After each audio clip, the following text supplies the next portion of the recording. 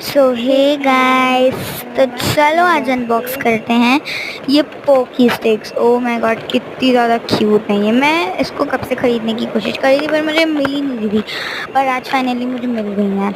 Let's unbox it. इसके packaging कुछ ऐसी है एंड अच्छी है, मतलब बुरी नहीं है। ओपन किया तो ओ माय गॉड, सी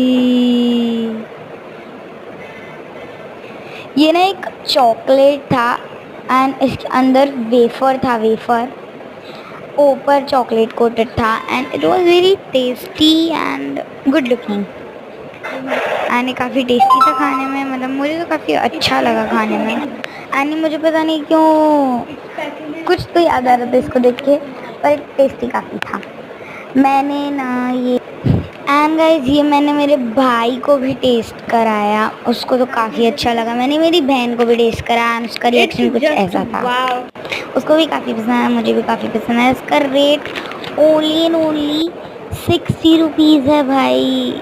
मस्त था, लव्ड इट। बाय।